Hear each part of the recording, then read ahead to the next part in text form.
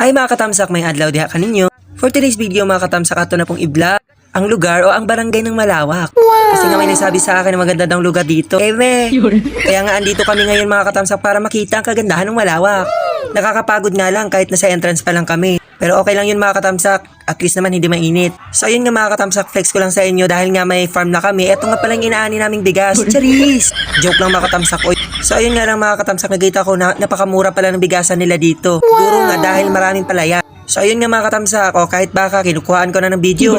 Alam nyo ba katamsak na gusto ko din mag-alaga ng baka, kaso wala. So ayun nga mga katamsak, dito na nga may flex pala ako sa inyo, dito kami nangangaroling nung araw. Ay shoutout pala sa aking mga kagrupong Katingle Bells. Minsan nga ay kinakanta namin dito yung pababa na yung eroplano. Charis! So ayun nga mga katamsak, malapit na nga tayo sa ating destinasyon. Destinasyon. Sa ating pupuntahan pala. So ayun nga mga katamsak, walang eme-eme, nandito na nga tayo sa Nara Street. Ito pala yung balak naming papasukin. Dahil nga gusto naming mabidyohan yung kagandahan ng basakan dito at saka yung sunset. So ayun nga mga katamsak, ito pala yung resulta ng sunset pala, charis.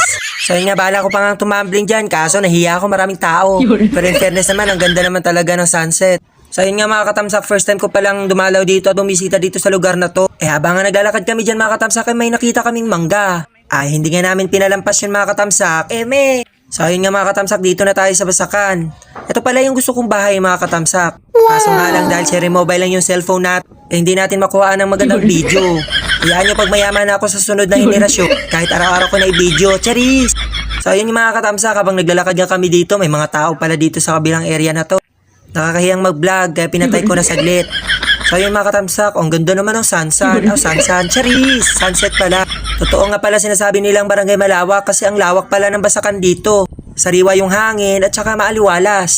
Kita nyo naman mga katamsak, di ba ang ganda ng kuha ko? Charis! Kahit cherry mobile ng cellphone na yan, ako ang ganda ng kuha. Yun nga mga katamsak, pag gusto nyo pumunta dito ay hindi kayo magsisisi. Kaya nga mga katamsak, kapag may mga lugar na gusto nyo ipa-vlog natin, sige tara, let's go! Charis! So yun nga, wala kabalo ko asa namin napadalong karon. First time namin pumunta dito sa lugar na to. So wala tayong photographer. So kinukuha ko yung sarili ko syempre. Sino ba naman makuha sa akin, di ba? Buburi pa banta. Ayun nga, katamsak ko. Yutido. Ay! Basta! Saag me! Welcome back ulit sa ating video. Ayan, may mga tupa dito. Alam mo, first time ko talaga, yung mga parts sa tupa na yan, pagdating sa Bible, lagi ko naririnig talaga. Gusto ko talaga makita ng personal. So this is it mga katamsak. Ayan, kita natin. Hello, nakakatakot. Ito pala yung tsura nila. Parang kapal ng mga ano nila, balat nila makatamsak na. So ayun nga mga katamsak, ang ganda pala ng mga balahibo ng mga karnerong ito. Makakapal nga lang, walang suklay, charis. So ayun nga mga katamsak, dito na tayo ngayon sa Japan. Japan, charis. Hindi ko pala inakala mga katamsak, may Japan pala dito sa Malawak. O baka naman yung bato lang nagdadala dahil puti. Hey mga katamsak, nandito nga tayo ngayon sa Seoul, Korea. Charot. So nandito nga tayo ngayon sa playa ng mga tsinelas. So, lawak pala, Kansamida. Kansamida? Asa sila? So, ayun nga mga katamsak, dahil sa paggagala natin, pagbisita dito sa Malawak, ay naabutan na tayo ng gabi. Maganda nga dito sa Malawak, kaso maraming lamok. Ayan nga, andito, finiflex ko sa inyo ang kagandahan ng barangay Malawak. Ay, gusto ko talagang lumipat dito na. Charis! So, ayun for today's video. Bye-bye mga katamsak. God bless!